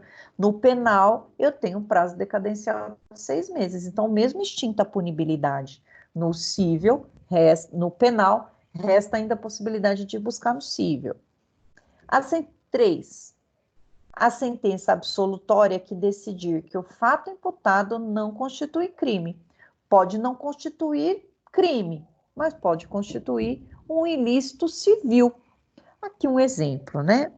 No crime de dano, deixa eu pegar aqui o tipo penal do crime de dano. Eu vou buscar e já vou pôr para vocês. Vou colocar aqui. Dano.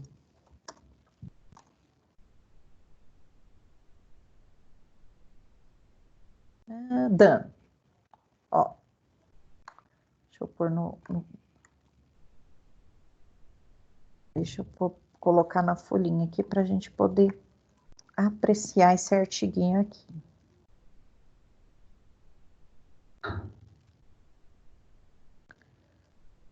Apareceu? Apareceu. Desconfigurou tudo, zoou tudo, mas apareceu. É isso que a gente quer aqui. A gente quer só essa partezinha. Ó, o que é o crime de dano? Recortei do 163 do Código Penal e coloquei aqui. Destruir, inutilizar ou deteriorar coisa alheia. Eu destruo, eu inutilizo, eu deterioro coisa alheia, né? Eu pego o celular de alguém, quebro em 1000 pedacinhos. Chegou uma mensagenzinha, quebro o celular. Esse é crime de dano. Qual que é a pena? Detenção de 1 a 6 meses. Esse é o crime de dano. Não está falando aqui que é uma ação privada, não está falando que precisa de representação, então vamos pressupor que é uma ação pública, né? Então é uma ação pública. Ótimo. Está falando que existe a modalidade culposa no dano? Não. Só tem uma modalidade dolosa. Então eu quebrei o celular, eu quebrei o notebook na cabeça do meu marido porque eu quis, né? Porque eu tinha vontade livre e consciente de fazer isso. O meu aspecto subjetivo é o dolo. E aí, havendo dolo, no crime de dano, eu tenho crime. Mas e se for culpa? E eu vi um caso, gente, escabroso, que foi o seguinte: as pessoas conversando assim, sabe aquele pessoal que tem aquele costume de encostar no carro da pessoa, escora no carro? E aí os meninos piram, né? Os meninos que andam com uma flanelinha para abrir a porta do carro, piram se alguém encosta no carro. Só falta arrancar o carro para a pessoa cair e voltar de ré para matar. Mas um caso escabroso que eu vi foi o seguinte, vi na jurisprudência, tá?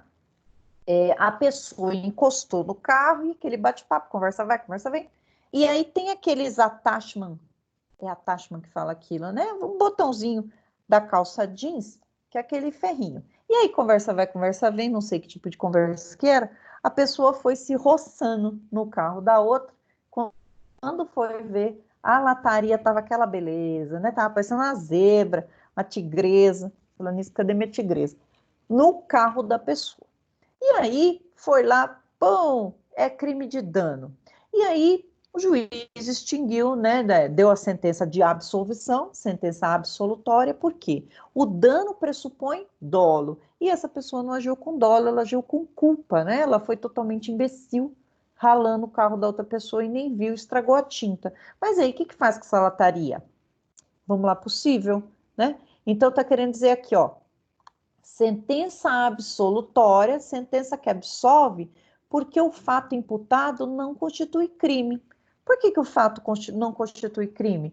Porque não existe dano na modalidade culposa. É por falta de tipicidade. Se não tiver tipicidade, fato típico, não tenho tipicidade, que é um dos substratos do fato típico, não tenho crime. Então, não existe dano culposo? Não tem crime. Mas e aí, quer dizer que eu não recebo a lataria do carro? Recebe, mas você vai lá possível para poder receber. Projuícível. Tá acabando. Essa aqui, eu até deixei riscadinho aqui para eu lembrar. Deixa eu tirar o riscadinho. Olha o que é isso. Tem gente cantando parabéns aqui do lado. Se o titular do direito à reparação do dano for pobre, a execução da sentença condenatória ou a civil, ex delito, será promovida a seu requerimento pelo Ministério Público. O Código Penal, o Código de Processo Penal, né, que a gente sabe que ele é da década de 40, ele dizia o seguinte: se a vítima for pobre e for executar a pena, vai ser o Ministério Público. Só que, a partir da Constituição de 88, né, muita coisa mudou. Quem vai fazer, quem vai tratar, e lembra que a gente está num processo acusatório, vamos separar as figuras direitinho aqui. Nós temos Ministério Público, juiz e defesa. Quem vai propor a ação para o pobre, na sua essência, não vai cobrar nada, não pode cobrar, é a Defensoria Pública. Então, esse artigo aqui a gente vai chamar de inconstitucional progressivo. Onde não tem defensoria pública ainda, o Ministério Público tem esse poder, mas de ir lá no civil executar. Mas, pessoal, está cada vez mais raro, porque em todo lugar tem defensoria pública. Quando não tem defensoria pública, tem o convênio da OAB com assistência judiciária, né? Da assistência judiciária, que vai fazer um convênio entre a Defensoria Pública e a OAB para que os advogados trabalhem de forma gratuita e receba lá da Fazenda Pública Estadual. Então, não é mais do Ministério Público essa função aqui. Essa função na Constituição foi passada para a Defensoria Pública. Por isso que a gente fala que tem uma inconstitucionalidade progressiva. Vamos riscar isso aqui do nosso código. A vítima pobre não é mais competência do Ministério Público. O duro do nosso Código de Processo Penal é que, a gente já viu em algumas vezes, né, eles não riscam do código. Então, nós já falamos ali no caso de absolvição, vamos para o 386 para finalizar a aula da gente, para eu mostrar para vocês aqui quais são os casos de absolvição, esses que são o que pegam, né? Porque quando a gente fala em condenação, se condenou, meu filho, você vai pagar a vítima, você não tem para onde correr. Mas se absolveu, vai ter coisa julgada no cível ou não. Quando eu digo coisa julgada no cível, significa você não vai no cível, não adianta que você não vai receber lá. Então vamos olhar um por um aqui dos casos. 386. O juiz absolverá o réu mencionando a causa na parte dispositiva desde que reconheça. Caso de absolvição. Primeiro, esse grandão aqui fui eu que fiz. Estar provada a inexistência do fato. Essa daqui é o melhor tipo de absolvição para o réu. Por quê? Ele vai ser absolvido e provou que não existiu fato. Não foi ele, ou não existiu fato, por exemplo, de lesão corporal. A pessoa se automutilou. Já viram aqueles casos de automutilação para incriminar uma outra pessoa, né? É relativamente simples para o perito identificar uma automutilação, né? A pessoa nunca mutila a cara, ela só mutila os braços e é onde alcança, né? Costelinha, as pernas, nada muito aparente, a cara jamais. Então, provou, o réu conseguiu provar que não foi ele que fez a lesão corporal, então provou que não existiu o fato. Aí eu coloquei uma carinha feliz aqui, ó, quando fala de provada a inexistência do fato, o réu vai ficar muito feliz, muito contente. E contente por quê? Porque nessa situação exclui a responsabilidade civil, ou seja, faz trânsito em julgado, tanto no civil como no penal. Ele não pode, a vítima não pode ir lá buscar a indenização por essa cicatriz daqui do corpo dela, se provou a inexistência do fato. Então, aqui ele vai ficar muito feliz. No segundo caso, não haver prova da existência do fato. Não tem prova. Lembra do indúbio pro réu? Aqui eu preciso de prova cabal. Então, se não teve prova e ele foi absolvido por falta de prova, o que vai acontecer? Aí eu coloquei. É a hipótese consagradora do indúbio pro réu. Opa! Lembrando que sempre que tem uma palavra em outra língua, a gente tem que deixar em itálico. Hipótese consagradora do indúbio pro réu, que, no entanto, não afasta a responsabilidade civil. Cabe ainda a vítima ir lá no cível e provar que houve, sim, um crime, que houve? Sim. Então, aqui a vítima, quando essa não haver prova da existência do fato, é uma absolvição mais ou menos, né? É melhor do que condenar, mas ainda vai restar o direito à vítima de buscar responsabilização no cível. Então, eu pus essa carinha triste aqui, porque absolveu, mas não melhorou muito a vida. Não constitui o fato infração penal. Ó, então, nesse caso, absolveu porque o fato não é crime. O exemplo que eu dei para vocês do dano culposo. Dano culposo, como não existe na nossa lei, não é crime. Então, ó, ele vai ficar triste ainda, o réuzinho triste aqui. Triste porque a vítima vai poder ir lá pro juízo civil reparar o dano. Então, não faz coisa julgada nos dois. Quarto, estar provado que o réu não concorreu com a infração penal. Ó, eu excluo aqui a autoria. Provou que ele não estava lá, não concorreu para a ação penal. Afasta a responsabilidade civil. Ó, estou feliz. Por fim, acho que falta... Ah, não, falta mais uns. Não existe prova de ter o réu concorrido para a infração penal. Essa daqui é mais controvertida, né? Porque se não tem prova, indúbio pro réu. Mas a maioria a maioria aqui vai dizer o quê? Né? Não existir prova. Peraí, deixa eu ver se não está aqui. Ah, não, aqui é a existência do fato. Aqui, lembrei da divergência doutrinária, né? Está dizendo assim, ó, pro penal não teve prova cabal que foi ele. Mas se lá no cível você pode ir lá quando não tem prova, consegue lá? Aqui não, porque quando a gente fala de autoria, eu preciso determinar a autoria também. Então, o fato de não ter prova do crime, pode ser que ele tente alguma coisa lá no cível, porque lá no indúbio pro réu. Mas aqui no indúbio pro réu, porém, se provar, né, não existe prova que foi ele o autor, aí nesse caso aqui a maioria da doutrina vai dizer que vai fazer coisa julgada no cível e no criminal também. Então afasta a responsabilidade civil. 4. Existem circunstâncias que excluam crime ou isentem de pena o réu. ou mesmo se houver fundada dúvida na existência. Nesse caso aqui, eu vou ter a sentença de absolvição de uma pessoa, né? Quando exclui o crime ou isenta de pena. Quando que eu excluo o crime? Quando for uma causa que afasta o fato típico, dentro do fato típico eu tenho conduta, resultado, nexo causal e tipicidade, ou quando eu afasto a ilicitude.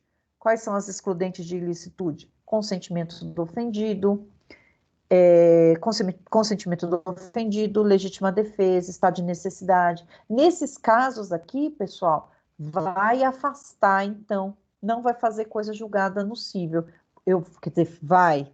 Se não teve crime por uma causa excludente de ilicitude, nós já vimos que afasta. Então, eu coloquei aqui. Em regra, as excludentes de ilicitude excluem a possibilidade do ajuizamento da ação indenizatória, nos termos do 65, que nós já lemos lá. Aqui é o Código de Processo, aqui é o 386 do Código de Processo. No entanto, em algumas situações indicadas no artigo 188 do Código Civil, será possível o oferecimento da ação indenizatória, que é aquele caso que eu falei para vocês, né? Quando há uma legítima defesa, porém, o bem que foi usado, que teve o prejuízo, não foi daquela pessoa contra a quem foi oferecida a agressão, mas contra um terceiro. O terceiro que não tem nada a ver, né?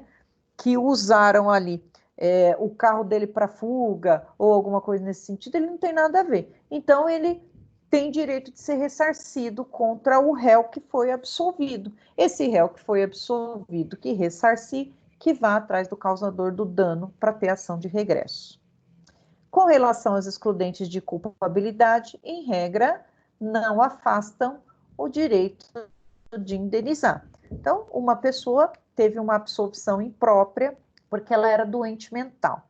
Foi lá e vai ficar internada, vai sofrer uma medida de segurança, foi internada. Aí, ela vai ser absolvida, mas de forma imprópria, já que no direito penal, lá no artigo 26, vai dizer que se a pessoa era completamente incapaz de entender o caráter ilícito do fato, vai ter uma absolvição imprópria, mas vai permanecer lá no cível a obrigação de reparação do dano. E aí vamos reparar o dano lá no cível, e aí essa pessoa que é incapaz, vamos lembrar no cível, ela vai ser assistida ou representada por alguém. E aí, se ela tiver patrimônio, ela vai ter que pagar. Por fim, deixa eu ver se tem... a última aqui, jurisdição eu vou deixar para a semana que vem. Não existe prova suficiente para condenação. Aqui é o indúbio pro réu, não tem prova suficiente para condenar, vou absolver. Pode ir lá no cível buscar? Pode. Então, o réu vai ficar chateadinho, porque no caso da ação civil ex delito, vai doer o bolso dele. Então, a gente verificou na aula de hoje aqui que nem sempre, né, nos casos de absolvição, nesse final, vai deixar a pessoa completamente feliz, porque vai restar a ela a obrigação de reparar o dano causado, né? Mesmo que não conseguiu provar no penal e ele foi absolvido, pode ser que lá no cível ele não tenha essa mesma sorte, porque lá não tem o tal do indúbio pro réu. Galera, voltei. Eu preparei esse material para a aula de hoje. E alguém tem alguma dúvida aqui para a gente poder discutir? Tá tudo bem? Dúvidas, problemas, questões? Ficou melhor a internet aqui mesmo. Se não tiver, eu já vou postar para vocês no AVA. Daqui a pouco só vou baixar aqui a internet, vou baixar aqui a aula e vou deixar postadinho no material de apoio, tanto a gravação dessa aula, como o material de apoio que eu usei aqui, que eu fiz um resumão para vocês. E na aula que vem a gente vai falar de jurisdição e competência. Beleza, galera? Tudo em paz? Fechamos por aqui? Sim, não? Me digam, por favor. Boa noite, Marisa. Oi! Boa noite! Pois não? Tem alguma pergunta? Não. Então, sextou. Se tiver pergunta, fale agora, por favor. Sextou, professor. Professora, a aula passada, a senhora não... aquele material, ele não está disponível, né? Eu disponibilizei sim, Leandro, as Não, questões. não consegui assistir a sua Você aula não passada. Infelizmente, eu não consegui assistir a aula da semana passada. Aí eu fui ver, eu não consegui. Eu entro lá, tem lá o link lá do YouTube, mas E não tá a daqui... aula lá? Não tá os materiais? Não, tá não tá. Dá uma olhadinha depois, tá? Porque eu coloquei, Mas tá sim. eu vou pôr, mas eu Tá sim, coloquei professor. as questões. Eu consegui pegar o material lá, tá sim. Acho que não tá Tá no dele. lá? Eu achei lá. Inclusive, eu falei pra senhora, eu até fiz, mandei pra senhora. Mas não é. Não. Sim. Então tá bom. Eu vou olhar lá, pode ser que eu não. Tem vários quadradinhos lá para eu clicar o semestre. Pode ser que eu tenha pulado algum quadradinho. Eu vejo lá. Qual semestre é o seu, Leandro? É o sexto ou é o quinto? Qual que é? Sexto, professora, sexto? Sexto? Sexto. A pessoa fica nervosa, né? Imagina se você estivesse no 10º. Nossa Senhora. Não, pelo amor de Deus. Tá bom, eu vejo para vocês. Eu vejo se tá lá, eu postei, mas pode ser que tenha sido alguma falha aí, gente. Aí Eu vou tentar entrar aqui novamente, mas vejo. De qualquer maneira, eu vou ter que entrar lá para colocar a aula, tá? Não garanto que eu faça hoje ainda. Não, tranquilo, Mas tranquilo. Sextou. Sextou. Leandro, hein? Sextou. Ô, professora. Um abraço. Beijo, gente. Tudo de bom. Não vejo a hora da gente estar junto de novo em aula. Para eu poder jogar giz, apagador, tudo que eu tiver direito. Aí vocês estão ferrados, hein? Beijo para todos vocês. Ótimo final de semana. Para a gravação aqui. Devia ter parado antes de. Final de semana. Agora dá para falar mal do Francisco, hein? Não, jovem, nunca. Não tá gravando. Agora que eu vou parar a gravação, ó, como você. Ô, louco.